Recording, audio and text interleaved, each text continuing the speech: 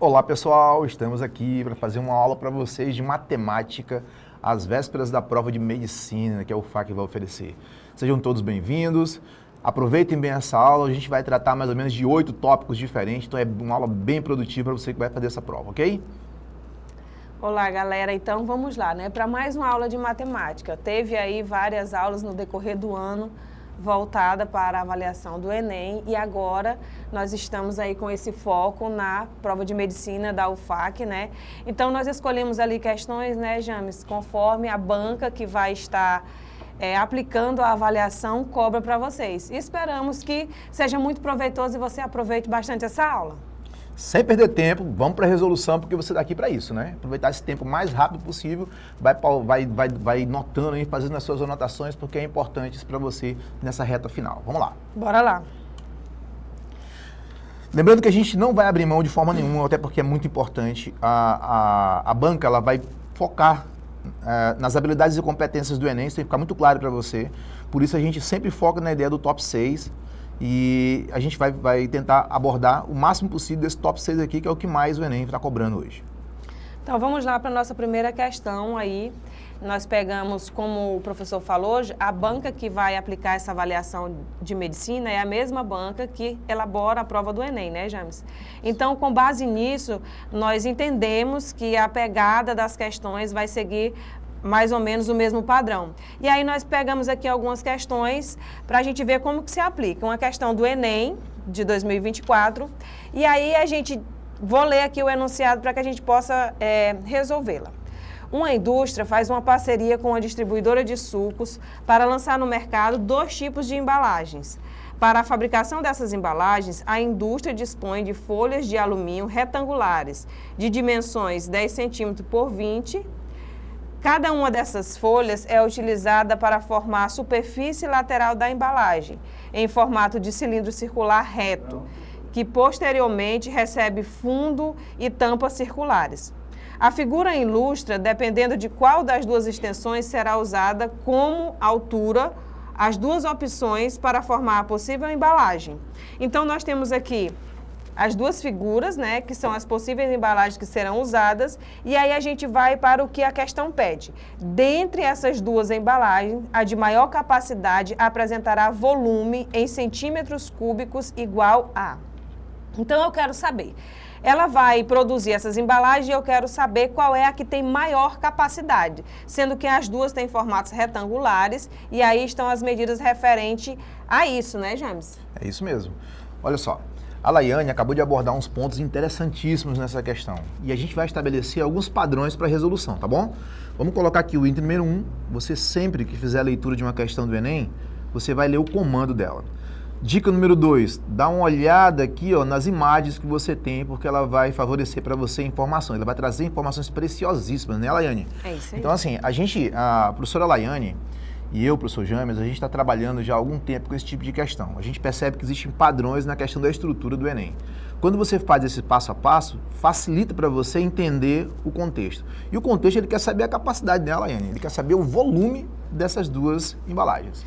É isso daí. Então, para a gente saber qual de capacidade máxima nós teremos, será necessário que a gente calcule o volume das duas embalagens. E aí, a gente vai saber qual delas possui a maior capacidade. Veja que a embalagem 1, ela tem dimensões ali 20 por 10. E aí, ela tem um formato mais comprido na vertical. E a embalagem 2 tem um formato 10 por 20 e ele é mais comprido na horizontal. Então, para me descobrir o volume, aí a gente vai calcular o volume do cilindro, né, James? Exatamente. E aí o volume do cilindro é dado como? O volume vai ser a área da base vezes a altura, porque a gente tem uma base circular. Veja que aí eu tenho essa folha retangular e ela está planificada. Então, nesta planificação, eu não tenho o raio, né, James? O raio, ele não está visível na planificação da figura. Então, a primeira coisa que será necessário eu fazer é encontrar o raio dessa figura. Então, vamos calcular o volume da embalagem 1 primeiro, né, James? Exatamente. Pessoal, primeira coisa que eu vou fazer, trabalhar uma formulazinha que você já desenvolveu lá no 9º ano, né? Que envolve a ideia do comprimento da circunferência. Então, o que a gente vai fazer? A gente vai usar a formulazinha já conhecida, que é essa aqui, ó, que é o comprimento da circunferência, que é 2πr. Se você observar, e é importante você usar, agora, ó, a gente falou do item, que é a dica número 1, olhar para o comando. A dica número 2, olhar a imagem, a figura ou a planificação presente no texto. E o terceiro item que você tem que observar na questão, para você ter um padrão da resolução do Enem, é você olhar as alternativas. Se você olhar para a alternativa, a resposta ela é dada em π.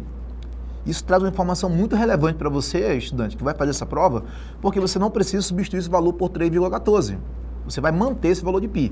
Então, olhando para a forma que é 2πr, eu vou observar o seguinte, que o comprimento é esse carinha aqui, tá vendo? Ó? Vamos chamar de comprimento 1 e esse carinha aqui eu vou chamar de comprimento 2. Ó. Agora eu vou fazer o cálculozinho, substituindo apenas na ideia do comprimento, ou seja, o nosso Czinho passa a ser 10, né? Vou isolar o raio, que é o que eu estou precisando, né, para poder encontrar o volume, e eu vou fazer o quê? Esse 2π que está aqui passa dividindo por 10, e eu vou obter um raio dessa natureza. Professor, dá para simplificar ainda? Sim, simplifica por 2 e por 2, e eu vou ter um raio fechado de 5 sobre π. Encontrei o raio, Laiane, da primeira imagem agora. Já consigo calcular, por exemplo, o volume, que é a área da base vezes a altura, que é o πr ao quadrado vezes h, que é a altura. Isso, agora basta a gente calcular o volume. Então vamos lá, ó. O volume da figura 1 vai ser, como o professor James falou, πr² vezes h. O π aqui, ele vale, você veja, ó, aí outra dica, né, James? Olha como a questão está sendo dada, as respostas. Tá vendo que em todas as alternativas eu tenho a representação do π? Então isso significa dizer o quê, ó? Que eu não estou usando o valor numérico dele. Eu estou usando a representação deste valor, que é a letra grega π, tá?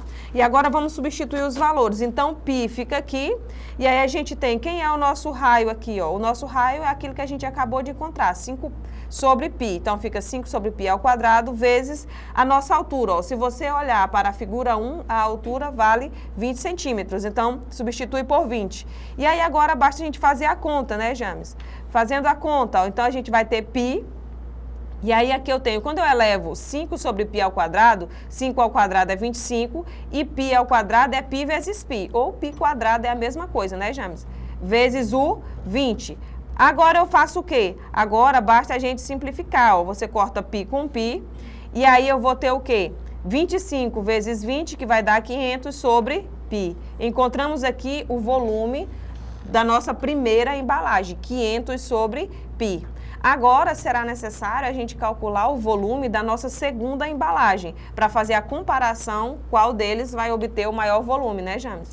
Muita atenção, porque se você olhar, estudante, eu tenho uma alternativa aqui com 500 sobre π. Aí você, já resolvi o problema. Leia o contexto, ele quer a maior capacidade, ou seja, o maior volume encontrado. Você precisa testar isso, não tem como fazer diferente.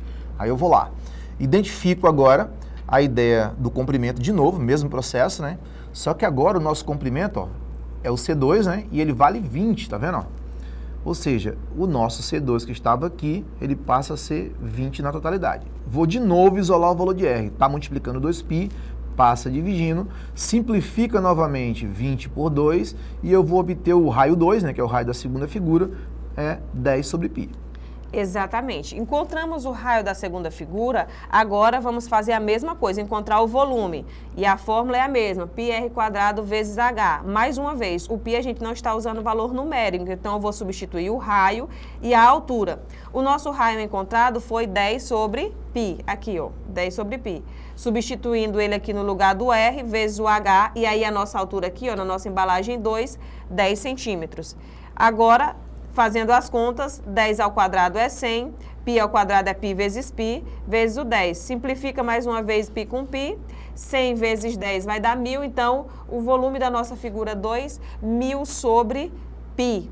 Encontramos os dois volumes, né, James? Agora basta a gente comparar qual a embalagem será de maior volume. Exatamente, pessoal. Resposta aí, ó, parece letra D, né? Provavelmente você já deve ter identificado que o volume da imagem número 2, né, ou embalagem número 2, é a maior. Então, a alternativa correta, né, Laiane? Letra D, 100 sobre π é maior do que 500 sobre π. Se você tem a dúvida, basta você pegar o número, né, James? Isso. Pega a aproximação do π, que é 3. Se você dividir 500 por 3, isso vai ser menor do que 1000 dividido para 3, tá? Então, a maior capacidade será a embalagem 2, com o volume ali 1000 sobre π. Volta com a gente aqui. Então, estudante, você que está focado nessa avaliação de medicina que você vai fazer, veja que essa questão é uma questão simples, ela envolve a ideia de volumes. Uma outra coisa que você deve ter bastante atenção é quanto à leitura da questão, ao que está sendo pedido nessa questão, tá? Então, tenha atenção a isso, relembre as formulazinhas e vai dar certo, beleza? Beleza, agora é o seguinte, vamos tratar um ponto aqui que a galera tem muita dificuldade, né? Ah, professor, eu tenho muita dificuldade em trabalhar com a ideia de probabilidade, né? Ah, quando envolve a ideia de arranjo, combinatória, princípio fundamental da contagem, sempre há aquela pulgazinha atrás da orelha, você fica muito apreensivo e a gente vai dar umas dicas aqui para trabalhar com o princípio fundamental da contagem, ok? Porque vai te ajudar também a aplicar e é uma questão muito recorrente, né, nas provas do Enem, que é você trabalhar com o tal do princípio fundamental da contagem, que é um dos cálculos mais básicos da probabilidade, mas ainda assim ela envolve sim algumas pegadinhas nas provas. Vamos a ela. É isso aí. Então vamos a mais uma questão aqui do ano passado, né, Enem de 2024, e aí ela diz assim, ó, uma outra dica que a gente sempre fala em Mais o James é você ler o que está sendo pedido, é o enunciado do que se pede, né? Se a gente fosse ler o enunciado, ele estaria bem aqui, ó, o número de possibilidades diferentes que esse funcionário tem para cadastrar sua senha é... Leia esse enunciado. Se quando você lê você consegue compreender, você passa adiante. Se você não consegue, aí se faz necessário que você volte ao texto da questão, tá? E nesse caso, como ele está falando de senha, aqui eu não tenho as informações pertinentes à criação dessa senha, né, James? Então se faz necessário que a gente volte ao texto da questão. E aí vamos lá. Diz assim, ó. Para abrir a porta de uma empresa, cada funcionário deve cadastrar uma senha utilizando um teclado alfanumérico como representado da figura. Por exemplo, a tecla que contém o número 2 traz as letras correlacionadas A, B e C. Cada toque nessa tecla mostra sequencialmente os seguintes caracteres: 2, A, B e C. Para os próximos toques, essa sequência se repete. As demais teclas funcionam da mesma maneira. As senhas a serem cadastradas pelos funcionários devem conter 5 caracteres, sendo 2 algarismos distintos, seguidos, de 3 letras diferentes nessa ordem. Um funcionário irá cadastrar sua primeira senha, podendo escolher entre as teclas que apresentam os números 1, 2, 5, 7 e 0, e as respectivas letras correlacionadas quando houver. Aí a gente vem para o enunciado. O número de possibilidades diferentes que esse funcionário tem para cadastrar sua senha é... Vamos lá, uma dica muito importante. Leia a questão e marque as partes importantes. Aquelas frases que deixam marcado o que eu quero, né, James? Exatamente. Aqui ele está dizendo que você vai criar uma senha com 5 caracteres, mas eu tenho que esses caracteres são 2 algarismos e 3 letras. Eles devem ser distintos e nessa ordem. E aí ainda diz mais, ó, ele diz que os números que eu posso usar. E os números que eu posso usar, eu também só poderei usar as letras que estão correlacionadas a estes números. Então, com isso, basta agora a gente montar ali a resolução da questão, né, James? Vamos Exatamente. lá. Eu vou montar uma senha. Vou colocar ali uma senha. Com 5 números, eu sei que 2 são algarismos, e os algarismos possíveis são esses aqui, 1, 2, 5, 7 e 0. E as letras relacionadas a estes algarismos são estas aqui, né, James? Exatamente. E aí eu sei que eu tenho 5 algarismos e a minha senha vai ser assim, ó, algarismo, algarismo, letra, letra, letra. Nessa ordem que é o que a questão está dizendo. E aí você começa a analisar a questão, né, James? Exatamente. Muita atenção, porque aqui a gente está falando de uma senha, excesso de acesso. Lembrando que existe uma palavrinha que o texto não apresenta isso agora, mas você precisa ficar atento. É aquelas pegadinhas da probabilidade, tá bom? Quando ele apresenta a ideia de números significativos, não tem no texto, mas se ele apresentar a ideia de números significativos, que não é o caso, você tem que ter cuidado, porque o 0, ele não vai contar como numeral, né? No caso, né? Por exemplo, imagina aí, eu tenho o número da minha casa, se eu tiver escrito lá o número da minha casa 01 ou 023, o número é 23. O 0, ele é irrelevante. Porém, dentro de uma senha, esse número, esse algarismo, ele é relevante. É uma atenção que você precisa ter, tá bom? Exatamente, muito importante isso que o professor está falando. Então, se atenha ao que está sendo pedido, né, James? E aí a gente vai montar essa senha. Agora, vamos lá comigo. Ó. Se você tem uma senha que vai ser algarismo, algarismo, letra, letra, letra, quantos algarismos eu tenho? Eu tenho 5 algarismos possíveis, que é 1, 2, 5, 7 e 0, né? E as letras eu tenho todas essas aí possíveis. Então, para primeiro algarismo, eu tenho quantas possibilidades de ele ser escrito? Já que eu tenho estes algarismos aqui, para o primeiro algarismo eu tenho 5 possibilidades. Ele pode ser qualquer um dos números, 1, 2, 5, 7 ou 0. Para o segundo algarismo eu vou ter quantas possibilidades, James? Aí você vai lembrar o seguinte, vamos lá, se você que está anotando aí, nota essa informação, tá bom? Lá no texto ele fala assim, ó, os números não se repetem, são números distintos. Ou seja, vamos entender, por exemplo, Laiane, que eu usei nessa minha combinação aqui o número 1 para iniciar a minha senha. Ou iniciei pelo 2, o 5, 7 ou 0. Esse número não pode ser mais usado. Tá Exatamente. Bom? Já que ele não pode mais ser usado, então para o meu próximo algarismo eu vou ter quantas possibilidades? 4, porque eu já usei uma. Agora a gente vai para as letras, e nas letras ele diz a mesma coisa, as letras devem ser distintas entre si, tá? Então, para a minha primeira letra, eu vou ter quantas possibilidades? Eu vou ter aqui 10 possibilidades, porque eu tenho A, B, C, J, K, L, P, Q, R, S. Eu tenho 10 opções de letras. Então, para a primeira letra, eu vou ter 10 alternativas, 10 opções. Para a segunda letra, eu vou ter quantas opções? 9, porque eu já usei uma e elas devem ser distintas. Para a terceira letra, eu vou ter quantas opções? 8, porque eu já havia usado 2, né, James? Exatamente. E agora, o que a gente vai fazer? Agora a gente vai multiplicar as possibilidades, porque neste caso a gente tem ali, é o princípio fundamental da contagem, né, James? Exatamente. Uma coisa não está interferindo na outra. Então, quando você tem questões do tipo que uma escolha não interfere na outra, você multiplica as possibilidades, tá? Então, aqui a gente tem todas essas possibilidades e a minha senha será o produto entre elas. Então, o total de possibilidades de algarismos distintos ali, de senhas distintas que eu vou ter, vai ser 5 vezes 4 vezes o 10 vezes 9 vezes 8, e isso vai dar 14.400 possibilidades diferentes na criação dessa senha. É muito interessante, né, James, trabalhar com o princípio fundamental da contagem, porque eles dão opções variadas. Parece uma coisa pequena, mas geralmente os números não dão tão pequenininhos assim, né? A quantidade de possibilidades que tem. Porque se eles são distintos e a gente não tem a interferência, é o produto entre eles. E o produto sempre vai dar um valor maior. Então, a nossa alternativa aqui, letra B, 14.400. Vem com a gente aqui. Essa questão é uma questão muito boa, trabalha com senha, e isso também se aplica na ideia de montagem de placas de carro, Sim. montagem de números de telefone, a quantidade de possibilidades diferentes que você pode combinar os algarismos. Endereços. Então, você tem que ter muita atenção ao que está sendo dito na questão, se ele diz que isso deve ser distinto, né, James? Sim. Ou não. Porque quando ele não é distinto, essas possibilidades aumentam muito mais, porque aí você vai multiplicar a mesma quantidade, o total de vezes que você tem. Quando esses algarismos são distintos, aí você tem que se ater que a cada escolha que você faz será sempre uma a menos, porque já fez uma escolha anterior, tá bom? Então, essa é uma dica muito importante, né, James? Exatamente. Professor, eu tenho muita dificuldade, professor, de trabalhar a ideia de probabilidade, né, Laiane? Eu tenho muita dificuldade, não vou estudar porque é difícil. Entenda uma coisa, você que vai fazer essa prova de medicina, ela não vai atribuir nessa prova a ideia do TRI. Ou seja, a questão difícil, ela vale a mesma pontuação de uma questão fácil.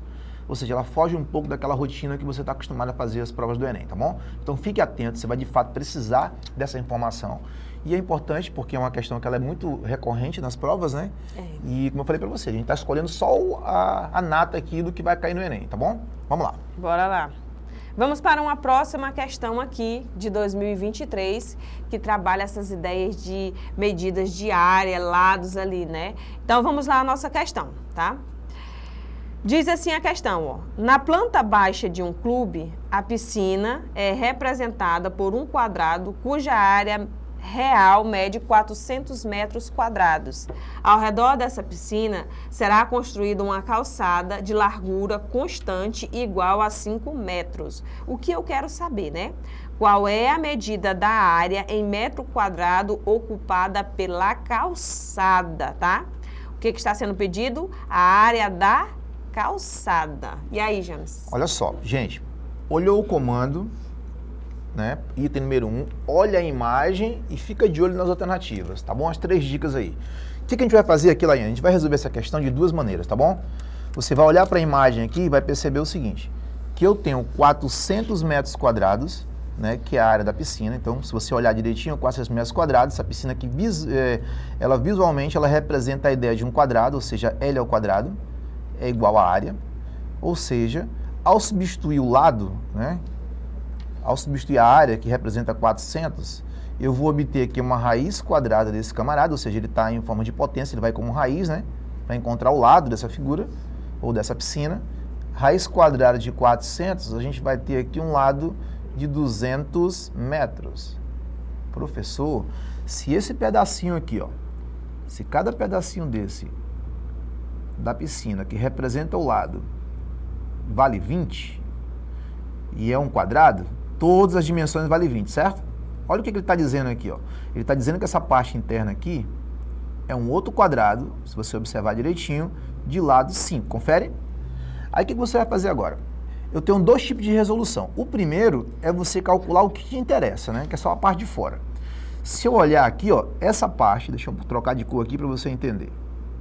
Essa partezinha aqui, ó, essa parte que está aqui, ó, ela está apresentada, ela se apresenta em 4 pontos, tá vendo? Então eu tenho um ponto 1, eu tenho aqui, ó, ponto 2, corta aqui, ó, eu tenho aqui ponto 3 e eu tenho aqui ponto 4, ou seja, essa área aqui, ó, que é um retângulo, que ele se apresenta com 5 de largura e 20 de comprimento, ou seja, a área desse retângulo, ela vai ser o quê? 4 vezes a área desse camaradinho aqui. Quem é ele, professor? Seria comprimento versus largura, ou seja, 5 vezes 20. Aí eu vou obter o quê?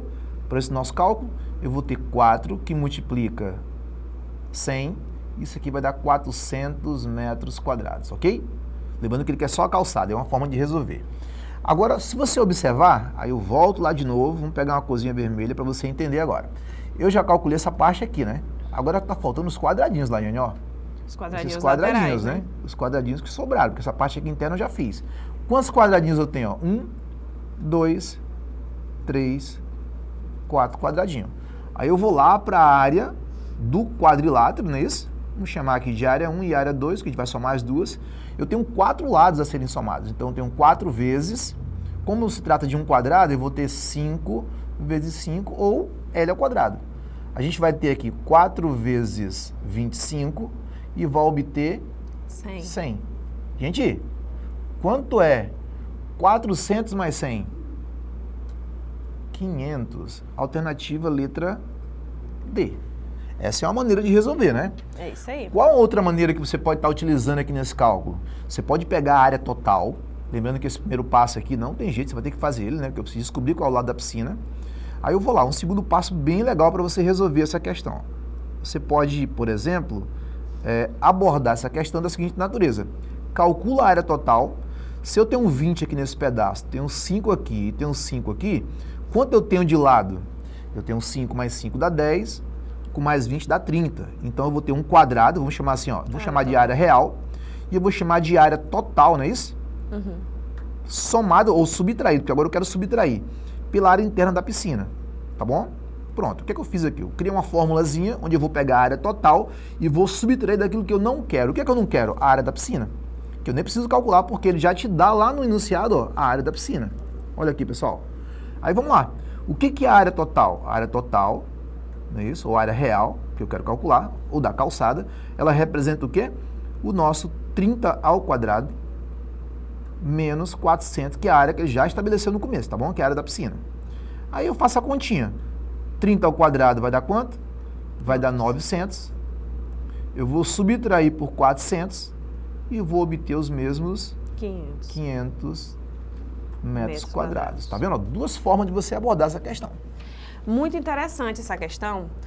Porque aqui a gente trabalha de formas diferentes, né, James? Você pode fazer, como o professor fez, a partir de decomposição da figura plana.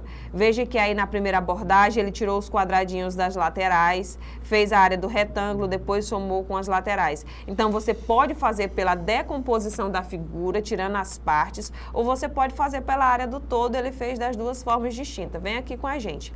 Então, veja que essa questão é uma questão bem básica, que ela trabalha a ideia de áreas de figuras planas, tá? Então, dê uma revisada nesse sentido das áreas das figuras planas e, com certeza, você vai conseguir se sair bem. A melhor forma de fazer é aquela forma que você sabe, ou por decomposição, ou aplicando a fórmula, ou fazendo a área total. A melhor forma é a forma que você consegue desenvolver e chegar à resposta correta que a gente está pedindo, né, James? Perfeito, perfeito. Olha, a gente vai trazer para vocês aqui uma outra questão, e essa é uma questão especial, porque ela já caiu nesse ano de 2025. Você que já prestou Enem já esse ano, se deparou com essa questão na prova. Primeira coisa que você vai fazer, vamos seguir aquela nossa regrinha, que é muito importante para você que vai fazer uma prova muito longa, tá bom? Começa pelo comando da questão. Cadê o comando? Ou a pergunta, né? O que ele está perguntando? Qual é a equação da trajetória em que o herói poderá se movimentar sem ser atacado? Ou seja, qual a lei de formação? Qual a função polinomial do primeiro grau? E é importante destacar que aqui a gente está resolvendo essas questões, lembrando que você não vai fazer a prova do Enem, você já fez, né? Você vai fazer a prova da banca Sebrasp voltada para o curso de medicina. Só que essa banca é a mesma que elabora a prova do Enem. Então, por isso que a gente está fazendo a abordagem destas questões, né, James? Porque a gente entende que vai seguir o mesmo padrão de questões. Então, função é uma coisa muito recorrente, é uma coisa cotidiana do nosso dia a dia e, assim, é uma coisa que a banca adora cobrar, são as ideias de função. Então, por isso a gente traz essas questões para você. Exatamente. Em um jogo digital, há 3 personagens, um herói e 2 vilões. A programação é feita de tal forma que o herói sempre será atacado pelo vilão que estiver mais próximo dele. Uma das maneiras de confundir os vilões é movimentar o herói por trajetórias que o mantenha equidistante. Olha a palavrinha importante aqui, tá bom? Dos vilões, gerando indefinição entre eles e com isso não sendo atacado. Para a programação de uma das etapas desse jogo, o programador considerou no plano cartesiano o quadrado. Aí ele coloca aqui, ó. O nosso quadrado S, T, U, V. Como a região de movimentação dos personagens, né, onde V e T representam as posições fixas dos vilões, e S, a posição inicial do herói, como representado na figura. Pessoal, ele usou 2 palavrinhas aqui, né? Primeiro, a palavra equidistante. E ele diz o seguinte, professor, o que é equidistante? Equidistante é um ponto que vai dividir, no caso, o T e o V numa distância comum, né? Ou seja, imagina um ponto A e um ponto B, um ponto equidistante seria o ponto médio. Exatamente. Entre os dois, né? O que acontece aqui nesse problema? Você vai ter que olhar para essa figura aqui e imaginar como é que você vai produzir uma resolução para ela, só que eu tenho 3 dicas aqui, Laiane, que vai olhar para esse camarada aqui e vai dizer, meu Deus, é possível fazer essa questão dessa forma. É isso aí. A gente vai lembrar, por exemplo, da lei de formação, que é o nosso AX mais B, que é a função polinomial do primeiro grau. Eu vou entender o seguinte, toda vez que eu traçar um gráfico qualquer, né, eu vou escrever e depois vou apagar para você entender, imagina que você tem esse aqui, esse gráfico. Aí você tem, por exemplo, uma função crescente. Professor, o que é uma função crescente? Uma função crescente é uma função que vai cortar os quadrantes ímpares, tá bom? Olha a dica aí, ó. Corta o quadrante 1 e 3. É chamada de função crescente, ou seja, o A vai ser positivo. Agora imagine um outro gráfico, né? E eu tenho um corte dessa natureza aqui, ó. Eixo Y, eixo X, e aqui ele vai cortar os quadrantes pares, né, Laine? Exatamente. Nesse caso aqui, o que acontece? O nosso A passa a ser negativo. Professor, por que essa informação é importante? Porque agora a gente vai olhar para a nossa informação aqui, ó, que define crescimento e decrescimento do gráfico, e vai olhar para o nosso probleminha, que ele diz o seguinte, ó, ele diz que esse herói ele vai ter que passar num ponto equidistante. Então, tu imagina aqui, ó, uma linha sendo cortada dessa natureza, tá vendo? Da nossa reta, né? E da nossa reta, só para a gente começar o probleminha. Então, nós temos uma reta aqui, ó, que ele vai passar num ponto equidistante do T e do V. Tudo bem? Que são os nossos vilões. É isso aí. Sabendo disso, essa função aqui, ó, lembrando que ela é prolongada, ela vai correr de forma infinita, tá? Ela vai cortar aqui quadrantes. No caso, o quadrante 2 e o quadrante 4, ou seja, os quadrantes pares. Como eu já falei, quando ele corta os pares, a gente vai ter o quê? Uma função decrescente. E isso é muito importante, estudante, muito importante. Embora que você olhe para essa reta que o professor traçou ali, entre os pontos U e o ponto S, você veja que a inclinação dela é bem pequena, né? Mas ainda assim você consegue identificar que essa inclinação ela é negativa, né, James? Que essa reta ela está decrescendo. E isso que o James falou é super importante, porque quando o A é negativo, o que é que eu tenho aí, James? Olha só, olhou para a função, a gente começou aqui com comando. Vamos lá, nota isso aí, são as dicas legais, né? Dica legal número 1, leia o comando ou a pergunta. O que ele está perguntando para você? Outra coisa, dica número 2, olha para a imagem, porque ela vai te trazer informações. E dica número 3, você vai olhar para a alternativa. Se a função é decrescente, o A vai ser negativo, eu já posso começar minha questão assim, ó. Exatamente. Cancelando a letra D e a letra E. Por quê, professor? Porque a letra D e a letra E são funções crescentes e não condiz com a resposta. Vamos começar a resolução desse trem. Agora ficou bom, né? Então, vamos colocar aqui num lugarzinho aqui para a gente começar a trabalhar com ela. Ei, James, isso aí é importante, né? Usa as alternativas a seu favor. Quanto mais você eliminar, maior a sua chance de acerto. Olha que questão boa, hein? Agora é o seguinte, ó. Olhou para a questão agora e vamos visualizar algumas informações. Professor, existe um cara, eu vou fazer aqui um desenhozinho bem rápido aqui, depois eu apago, tá? Imagina o seguinte, ó, que esse gráfico está cortando aqui, ó. Informação de conceito, né? Esse gráfico está cortando aqui, Laiane, e eu cheguei nessa informação aqui, ó. Esse ponto de intersecção com o eixo Y, tá bom? Esse ponto de intersecção aqui é chamado de termo independente, ou seja, é o ponto onde o B toca o eixo Y. Professor, e esse cara aqui quem é? Esse ponto aqui é chamado de zero da função, né? Que é onde o X, ou o zero da função, toca a reta X, que é o eixo das abscissas. Quando eu olho e identifico aqui, ó, quando esse ponto está acima, eu posso dizer que o B vai ser positivo, não é isso? Porque ele está acima do eixo, ou seja, o Y acima é positivo, isso. Abaixo é negativo. Conceito de novo. Vamos eliminar, porque a gente precisa usar a dica número 3. Então, você que está vendo isso aí, ó, já sabe que esse gráfico tem esse comportamento. Esse cara que vai cortar aqui, ele vai cortar lá em cima, tá vendo? Ó, deixa eu mostrar para você aqui, ó. Ele vai cortar aqui. Esse gráfico prolongado, ele vai cortar e vai topar nesse cara lá em cima. E esse ponto acima do eixo é positivo.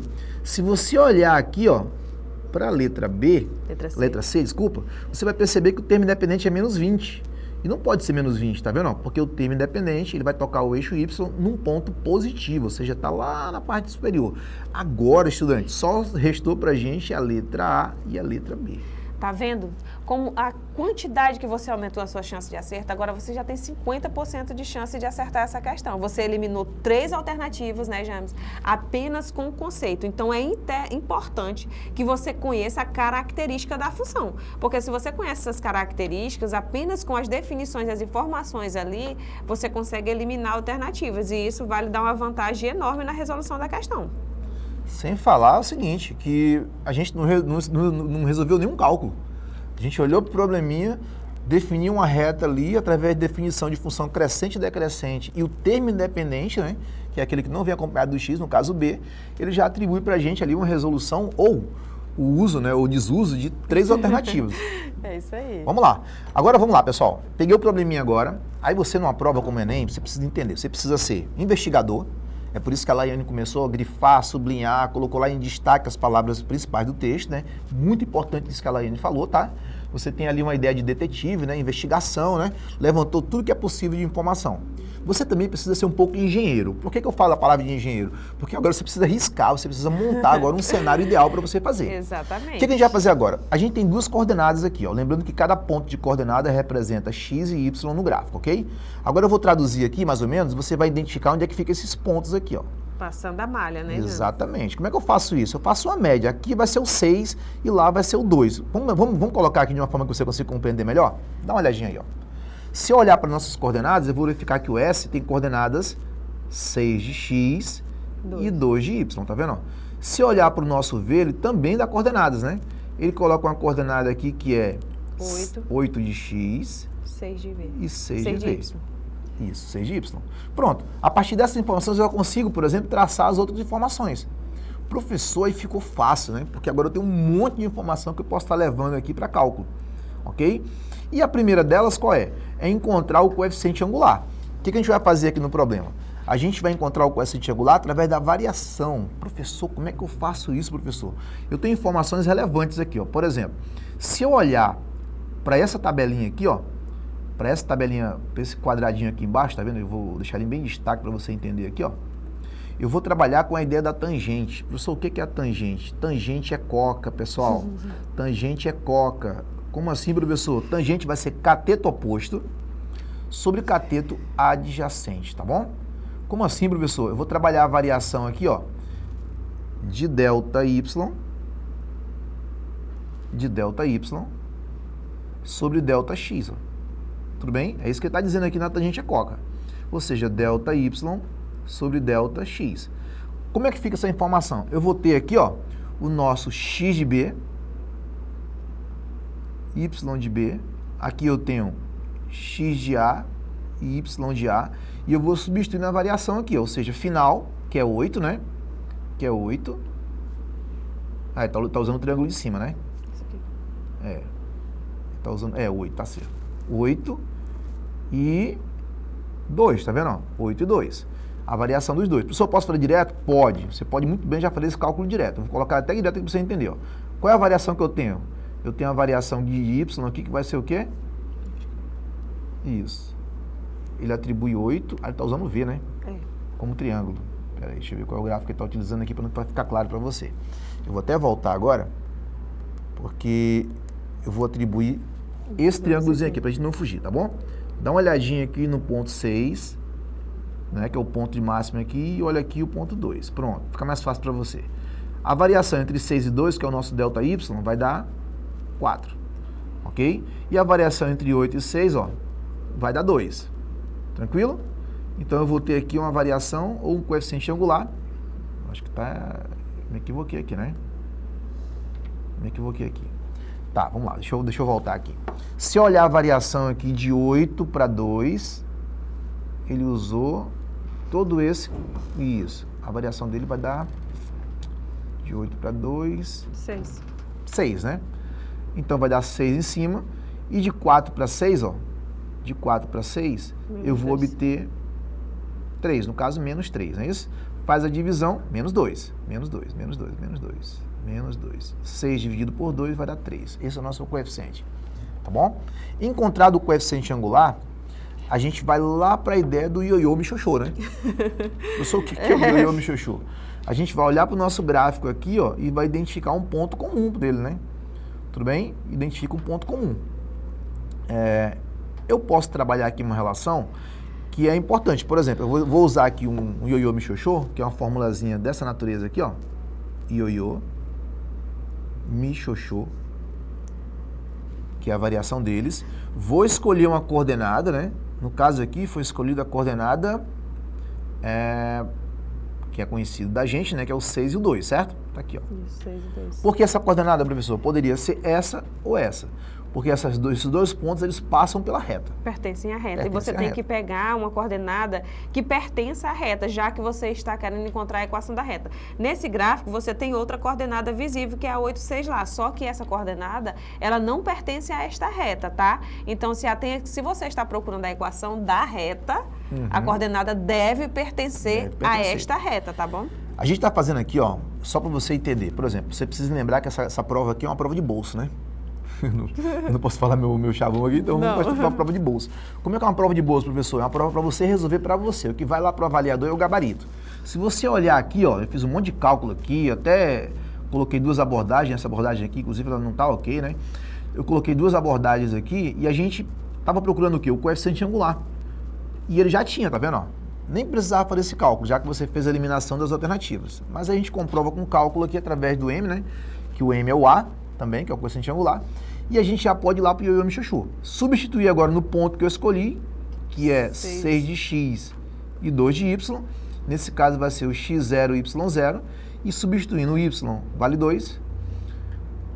Aí substitui o m, menos 3. Substitui o x, vale 6 nesse.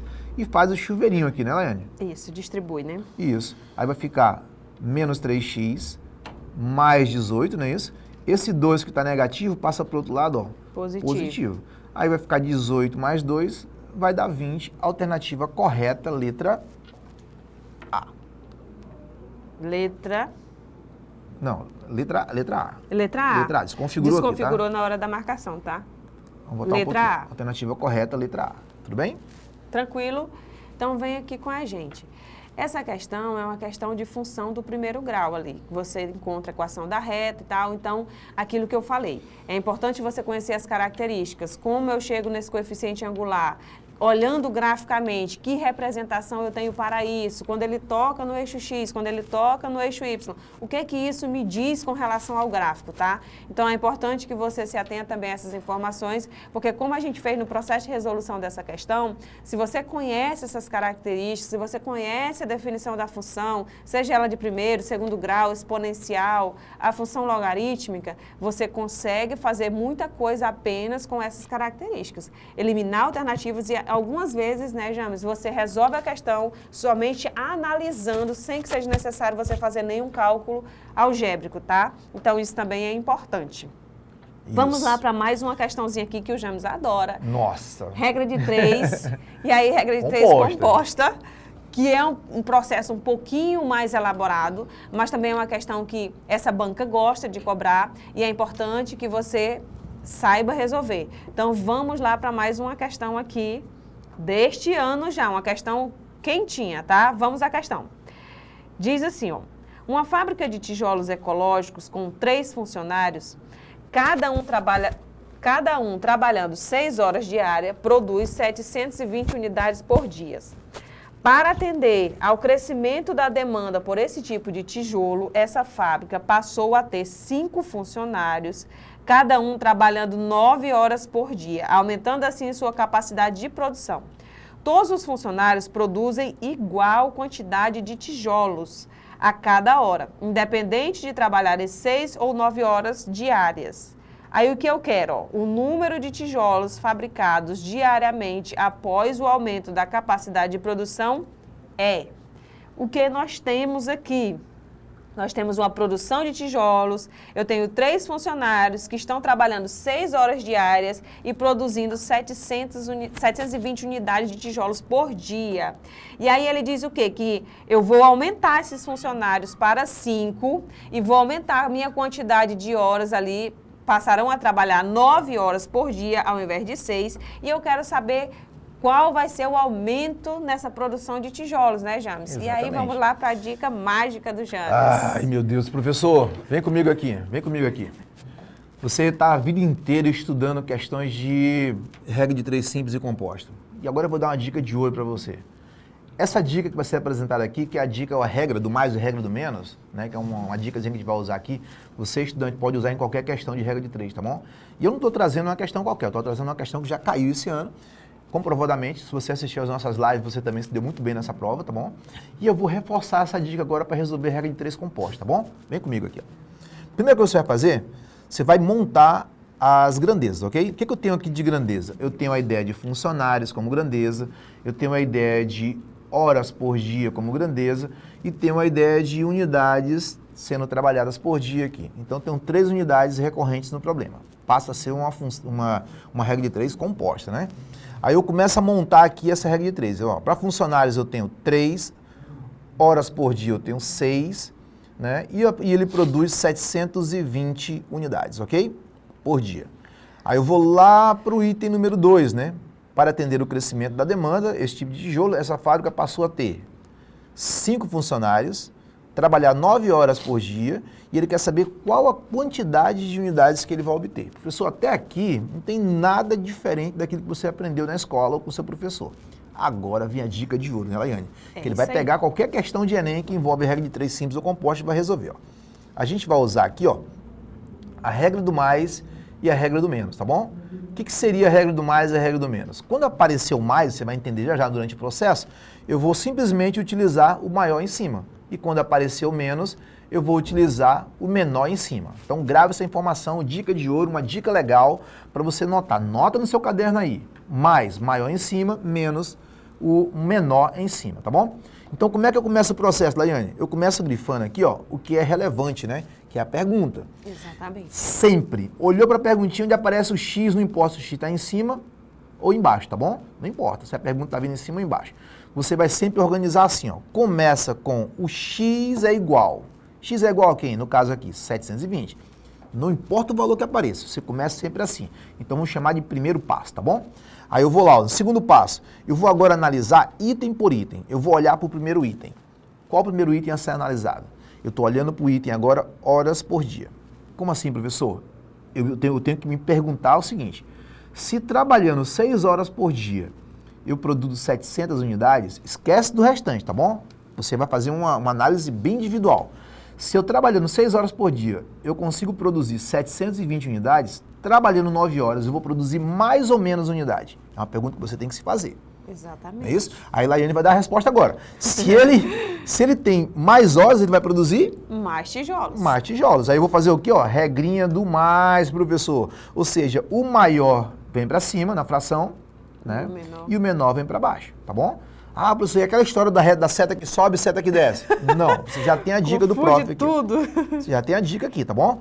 Aí eu vou analisar o próximo. O próximo, tá vendo? Usando a regra de mais, o próximo fica assim, ó. Eu vou analisar individualmente esse camaradinho, são o número de funcionários. Você vai fazer a mesma pergunta agora, sempre em relação à coluna que aparece o X, tá bom? Aí eu vou lá. Qual é a perguntinha que eu tenho que fazer? Se eu tenho 3 funcionários e eles conseguem produzir 720 unidades, 5 funcionários vão produzir mais ou menos unidade. Aí você para, reflete. Se eu tenho mais unidades, né, Laiane? Mais tijolos. Mais tijolos. Mais. Mais tijolos. Aí Regra eu vou lá. do mais novamente, né? Exatamente. Aí eu vou usar a regra do mais. Qual é a regra do mais? O maior fica em cima e o menor fica embaixo. Agora a gente vai, ó, simplificar esse cálculo aqui, tá bom? Porque eu não vou trabalhar com o número grandão desse aqui, ok? Aí começa a simplificar, ó. Simplifica 720 por 6, né? Isso vai dar o quê pra gente? Vai dar 120, né, aqui? 120. Né? Aí simplifica de novo. 9 por 3 vai dar 1 embaixo e dá 3 em cima. Pronto. O que sobrou agora? Sobrou o 120, sobrou o 3 e sobrou o 5, tá vendo? Multiplicação básica. 12 vezes 3 dá 36. 36 vezes 5, né? Vai dar 180. Acrescenta o zero que você não usou na multiplicação e você chega a 1.800 unidades. Questãozinha boa para você se dar bem no Enem, tá bom? Alternativa letra D. Então, estudante, olha, essa questão é uma questão bem interessante de regra de 3 composta. Geralmente, a gente se enrola mais quando faz regra de 3 composta, né, James? Sim. Porque a gente já faz aquilo que o James falou, a setinha para cima, a setinha para baixo, e no final das contas a gente não sabe para onde vai a seta e se enrola nas contas. Então, pega a dica do professor James, é muito importante, você tenha atenção. Viu que como ele fez de uma forma bem simples e direta? E outra coisa, quando você simplifica, os números ficam menores, teoricamente é mais fácil para você resolver. Professora, é necessário simplificar? Não. Se você não simplificar, você vai chegar na mesma resposta, né, James? Você chega na mesma solução. Mas um número Mas enorme, aí o número maior, você vai trabalhar com um número maior. Então, se você simplifica, você facilita essas contas que você tanto teme resolução, tá? Então, pega essa dica da regra do mais e do menos aí e você não vai errar uma questão de regra de 3 nessa prova, beleza? Vamos lá, então, para a próxima questão. Vamos agora para uma questão... Essa que ama é a Laiane, né? Eu adoro a questão que envolve as medidas de tendência central e essa é uma questão da Banca Sebrasp, que já foi aplicada em um outro lugar, no vestibular da Uncisal, então na aplicação de 2019, tá? Vamos lá a nossa questão, vem comigo.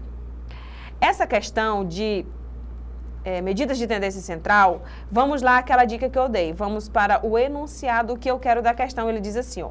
O valor da mediana dos valores da Selic mostrados no gráfico é igual a...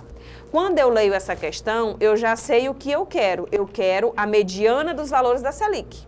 Então, não se faz necessário que eu volte ao texto da questão. Tá vendo que aqui ele está dando o gráfico?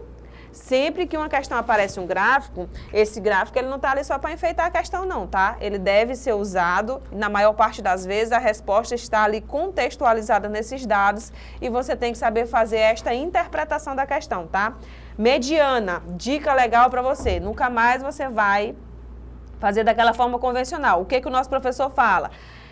organiza os dados em ordem crescente, depois verifica se esse conjunto de dados é uma amostra par ou uma amostra ímpar. Se ele for uma amostra ímpar, a mediana será o valor central dessa amostra. Se ela for uma medida par, então a mediana será a média aritmética entre os dois valores centrais, tá bom? Mas aí eu vou te dar uma dica legal agora. Para fazer mediana, o que você vai fazer? Não necessariamente mais você vai organizar esses dados, você vai começar a eliminar os dados.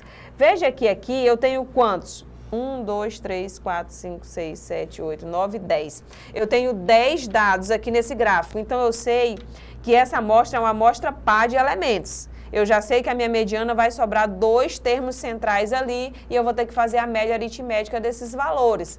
Mas aí, para não ser necessário você organizar os dados, a partir de agora você vai começar a eliminá-los.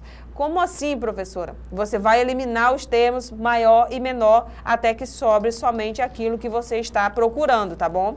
Então, vamos lá. Vamos começar pelo maior termo desse gráfico aqui. O maior é 25,15. Então, a gente elimina ele, tá aqui ele. Agora, você elimina o menor, 8,75. Novamente, você vai eliminar o próximo maior, 18,25. Menor, 10,5. Maior, 17,25, menor, 11,25, maior, 16,25, menor, 11,25 novamente, e aí sobraram quem? Sobrou o 13 e o 12,75. Veja que eu não organizei os dados e eu eliminei todos os outros que não eram pertinentes para mim. Sobrou quem? Somente os termos centrais dessa amostra, que é o 12,75 e o 13. Agora eu vou fazer o quê? Agora eu vou fazer a média aritmética desses termos e o resultado disso me dará a mediana. Eu vou somar 12,75 mais 13 e vou dividir para 2. Isso vai dar 25,75. Quando você dividir para 2, isso vai dar 12,875. Alternativa correta, letra C. Tá vendo que essa questão é uma questão bem fácil, né, James? Eu adoro essas questões de medidas de tendência central, porque ela não tem muito conceito envolvido. São questões bem diretas e você consegue resolver de uma forma bem prática. E aí a mediana agora você vai fazer isso, elimina esses valores, porque quando essa amostra é um conjunto de dados grande, se você vai organizar e esses dados são decimais, a possibilidade de você errar é maior. Se você inverte uma ordem dos números, isso pode dar uma resposta errada, né, James? E você também perde tempo organizando esses dados. E geralmente nessas avaliações você não tem muito tempo. Então é necessário você otimizar o seu tempo da melhor forma possível. Elimina os dados e vai ser só show. Exatamente. A gente tem uma questão agora muito importante. Vem com a gente aqui. Isso, vem com a gente aqui, ó. Olha só, pessoal, estudante, você que está vendo essa questão aqui de estatística, é aquela questão que ela se encaixa nas questões fáceis da prova. Professor, estou indo fazer medicina, a concorrência é alta, o nível é alto, então essa questão aqui, ó, você não pode abrir mão dela, tá bom? Lembrando que o Enem, ele vai estabelecer sempre aquela questão das cores, não é isso? Você vai ter provas misturadas ali. Fique atento e comece sempre pelas questões mais fáceis. Às vezes uma questão mais fácil não é necessariamente uma questão pequena. Nesse caso aqui é uma questão curta, né? Quando você usa esse macete. Vou dar uma ideia para você. Vamos supor, Laiane, que você pegou uma questão que eu sei resolver. Vamos pensar na primeira questão que foi resolvida de geometria espacial. É uma questão relativamente longa de cálculo. Se você sabe resolver essa questão, mas identificou que ela é uma questão longa de cálculo, deixe ela para o final, tá bom? Tente resolver questões mais diretas possíveis, como essa questão de estatística que a Elaine acabou de resolver. São questões que demandam pouco tempo e você vai sim se dar bem. Ou seja, você não pode, o que ele está querendo dizer? Você não pode ir para uma prova de medicina, por exemplo, que é um nível bem mais elevado, sem estratégia. Você tem que ir com estratégia. Então começa as questões fáceis, depois volta para aquelas questões que você sabe fazer, mas percebeu que além de ser uma questão que você sabe fazer, é um cálculo maior e você vai se organizando durante a prova. É isso aí. Tá bom? Vamos lá para uma próxima questãozinha aqui da banca Sebrasp, né? Que foi aplicado no Paraná. Vamos lá a questão. Essa questão é uma questão de matriz. Geralmente, os nossos estudantes, eles não veem mais esse tipo de questão, né, James? Na nossa matriz ali da terceira série. Mas é um assunto bem simples, prático ali. E esse tipo de questão aqui, se você tiver ali uma noção básica, você consegue resolver. Vamos lá a questão. Considerando-se que a matriz A de ordem aqui, pessoal, de cara, que ele já diz o seguinte, que a matriz é ordem 3 por 2, né? A informação vem aqui, ó. Ou seja, 3 linhas e 2 colunas. Se A transposta denota a transposta de A, né? Se A elevado a T denota a transposta de A, então o produto, pessoal, o que é o produto? Multiplicação da sua transposta vezes a matriz é a matriz, ou seja, identifiquei a matriz aqui. Exatamente. Professor, o que é a transposta? Vem comigo aqui, vem você comigo aqui. O que é a ideia da transposta? Nada mais é do que você pegar uma matriz e transformar linha em coluna. Ou o contrário, coluna em linha. Ou seja, você transportou, você mudou a ordem da linha e da coluna. Só isso. Então, o primeiro passo é esse aqui, ó. Vamos para o cálculo. Eu tenho aqui a matriz transposta, né? E se você observar a matriz que a gente acabou de olhar aqui, que é a matriz A, ó, eu vou olhar primeiro para a ideia da linha, tá vendo? O que era linha passou a ser coluna. O que era linha passou a ser coluna. O que era linha passou a ser coluna. Isso é o quê? É a ideia da matriz transposta, tá bom? Então a gente usou aqui a definiçãozinha de uma matriz, transformando ela numa matriz transposta. Mas, professor, o que eu quero nessa questão? Eu quero o produto. O produto. O que é o produto? É a multiplicação entre elas. Vamos lá. Então, multiplicando, como é que fica? A transposta vezes a matriz, eu vou obter a matriz encontrada, né, que é a transposta, vezes, né, a nossa matriz original, que é a matriz de A. Aí eu começo o processo, né, Laiane? Exatamente. Quando você vai multiplicar a matriz, você multiplica linha vezes coluna e soma. Linha vezes coluna e soma. Lembrando, linha está na horizontal, coluna vertical, tá? Então, você multiplica linha vezes coluna, soma e ele vai gerar um novo valor ali. E aí você tem que ter atenção, né, James? Porque tá vendo que quando a gente tinha a matriz A, ela tinha ali 3 linhas. E a transposta dela tem 2 linhas. Então, quando você faz uma matriz vira transpostas, a ordem inverte ali. A quantidade de linhas, elas ficam invertidas. O que era a quantidade de linha passa a ser a quantidade de colunas. E o que era a quantidade de colunas passa a ser linhas. Veja que na matriz A, que é a nossa matriz original, eu tenho 2 colunas e 3 linhas. Na transposta, eu tenho 2 linhas e 3 colunas. Ela inverte, né, James? Exatamente. E quando você multiplica essas matrizes, isso ainda diminui mais ainda, tá? Porque se você está multiplicando linha por coluna, somando, então uma matriz que tinha ali 2 por 3, você multiplicar, ela vai diminuir essa ordem. Outra dica, agora é o seguinte, eu cheguei numa prova de novo. Eu preciso entender que existem conceitos aqui e através desses conceitos de multiplicação, eu já consigo eliminar alguma coisa. Por exemplo, quando eu olho para a ordem dessas matrizes, a primeira aqui, ó, é uma ordem agora 2 linhas por 3 colunas, então é a ordem 2 por 3. A matriz original que foi apresentada lá, que é a matriz A, ela é 3 por 2. Se você olhar para esses dois itens aqui, ó, que é a linha de uma e a coluna da outra, que é o que a gente vai fazer agora na multiplicação, você já obteve o resultado que é uma matriz C, tá bom? Professor, o que é a matriz C? É uma matriz de ordem 2 por 2, tá bom? Ou seja, através do conceito, né, da ordem de uma pela outra na multiplicação, eu já consigo identificar como é que ela vai gerar a próxima matriz. Ou seja, a matriz que vai ser gerada, que é a matriz C, ela tem 2 linhas e 2 colunas. Isso quer dizer que a letra C vai embora, que a letra D vai embora e que a letra E vai embora. E eu fiquei apenas entre a letra A e a letra B. Exatamente. Vamos começar a multiplicação, né? É importante.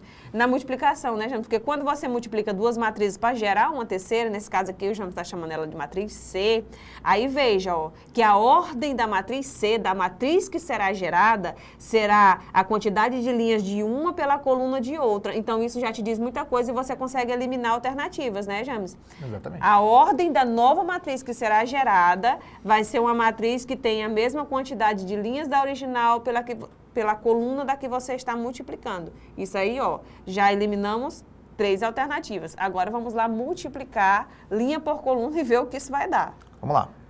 A linha da primeira pela coluna da segunda. Professor, fique atento à ideia dos elementos, tá vendo? Ó? O 1, uma vezes 1 dá 1, 0 vezes 0 dá 0 e 1 vezes 1 dá 1. O que eu faço com esses números, professor? Eu não vou escrever tudo aqui, né? Multiplica e soma, né? Multiplica e soma. Soma. Aí eu já vou gerar o quê? Nesses valores aqui, já vou gerar a ideia do primeiro elemento, tá vendo? Ó? O 0 elemento neutro, somou, vai dar 2, ó. Ou seja, o 2 vai estar em que posição?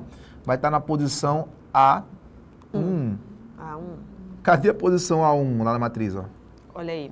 Letra A. Letra A. Então, a gente já tem a letra A aqui. Se você fosse continuar multiplicando, né, James? Agora você multiplicaria a primeira linha novamente com a segunda coluna. 1 vezes 0, 0, 0 vezes 1, 0, e 1 vezes 0, 0. Isso geraria 0. Seria o número A1, 2. Estaria na primeira linha, segunda coluna, tá? E aí você continuar multiplicando, aí você multiplicaria a segunda linha, se essa daqui, pelas colunas novamente e faria o mesmo processo. Então, multiplicação de matriz, você multiplica linha por coluna, soma todos os elementos, ele gera um único elemento, tá?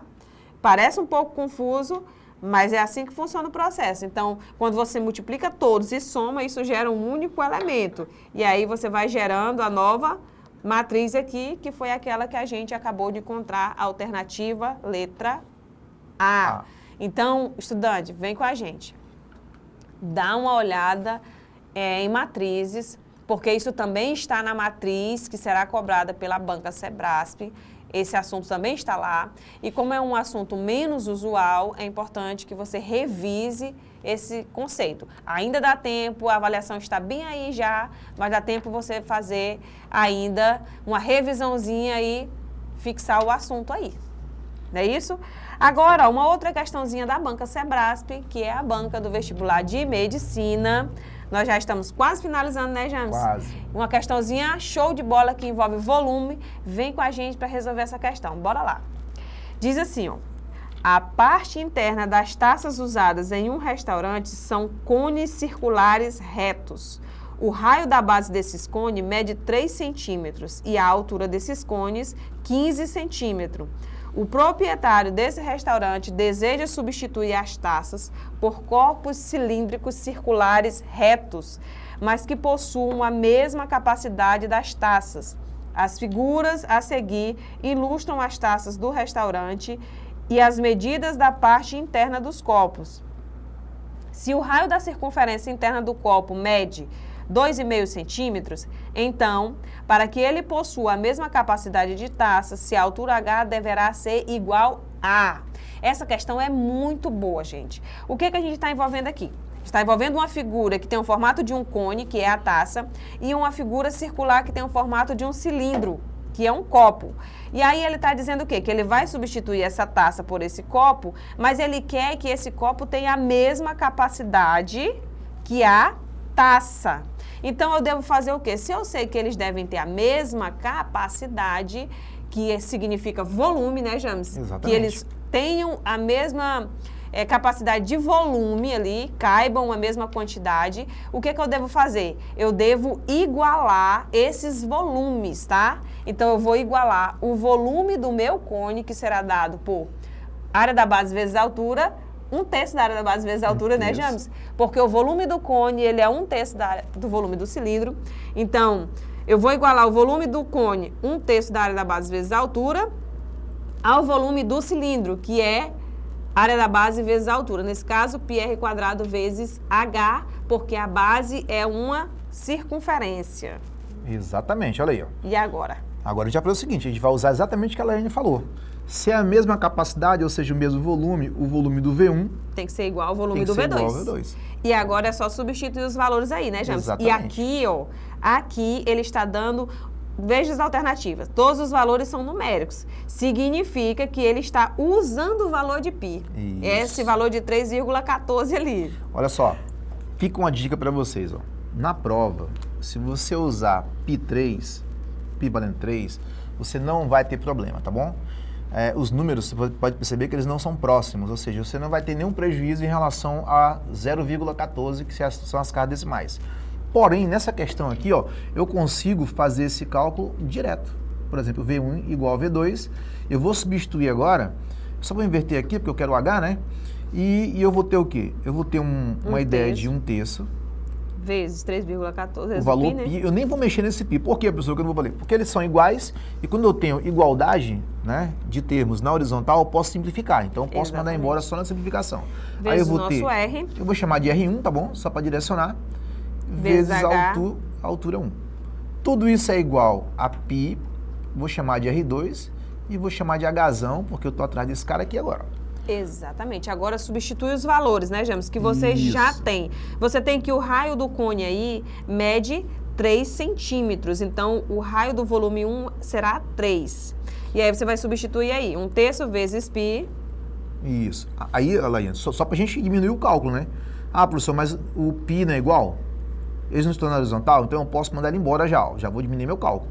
Aí vai ficar assim, ó, R1 vezes a altura, dividido por 3, vai ser igual a R2 ao quadrado vezes o H. Pronto, só para diminuir o nosso cálculo, né? Isso. Não tem que fazer muito cálculo. Vamos lá, agora a Laiane vai me ajudar agora nos raios. O meu R1 é 3 centímetros, então 3 ao quadrado vezes a meu H, que é 15, né? A altura desse cone, Tudo dividido isso para 3, igual ao nosso R2, que é 2,5, vezes o nosso H, que é o que eu estou procurando. Dá para simplificar aqui, pessoal? Dá para simplificar, não é isso? Ou seja, eu vou ter 5 aqui, ó, 15 por 3 dá 5, e eu vou obter lá no meu cálculo a ideia do 9, né, que é o 3 ao quadrado, vezes 5, igual a 6,25, que é o 2,5 ao quadrado, vezes H. Isso. Isolando o nosso H, que é aquilo que eu estou procurando, né, James? Eu voltei aí. Eu vou ter o valor, deixa eu colocar aqui o valor. Vou multiplicar esses dois, eu vou ter 45. Isso, 45. Dividido por 6,25. Se você correr as duas casas decimais, eu vou ter 4.500 dividido para 625. Estudante, olha só, vem comigo aqui, rapidinho, para a gente fechar com chave de ouro. Eu tenho 4.500 dividido para 625. O que você vai fazer agora? Você está numa prova de Enem, é um cálculo alto, e agora você vai usar esse macetezinho que eu vou mostrar para você agora, para você não se matar fazendo um monte de cálculo, tá bom? Lembrando que é uma prova de bolso. O que é uma prova de bolso? Quando você sair da sala, você vai levar essa prova no bolso e quem fica para o avaliador é o gabarito, certo? Ou seja, eu não preciso fazer todos os cálculos com número decimais. Vem comigo aqui, ó. Olha só, eu vou olhar para o 4, não divide 6, mas o 45, ele divide 6. Professor, por que isso, professor? Porque eu só quero saber o número quebrado, certo? Aí eu vou olhar 45 por 6, qual é o número mais próximo? 7. Porque eu sei que 6 vezes 7 dá 42. Não pode ser o 8 que vai passar de 45, vai para 48. Então é 7. Professor, e o restante eu preciso fazer? Para que você precisa fazer? Não precisa. Se você olhar para a alternativa, tá vendo? Que é a dica número 3, você vai perceber que a única resposta que aparece 7 é esse camaradinha. Letra B. Exatamente. Letra B. Então, veja, essa questão é uma questão muito boa, muito legal. E aí você tem, vem com a gente, você tem igualdade de volumes, né, James? E aí, mais uma vez, tá, estudante? Preste bastante atenção no que está sendo pedido na questão, tá bom? Então, revisa. Você está aí às portas do vestibular de medicina. Revisa essas ideias de volume, matriz, probabilidade, estatística. Dá uma olhada. Eu tenho certeza que você se preparou o ano inteiro e agora você vai concretizar tudo aquilo que você já estudou e com certeza vai dar certo. Assiste essa aula, pausa, resolve e temos certeza que você vai arrasar nessa avaliação, né, James? Eu sou o professor James Barbosa. Eu sou a professora Laiane Mendonça. Desejamos a vocês uma excelente avaliação, tá bom? Espero que a gente tenha ajudado nesse momento tão importante na vida de vocês, tá bom? É isso aí. E fé em Deus e fique com Deus. Ficamos por aqui. Ficamos por aqui. Boa avaliação.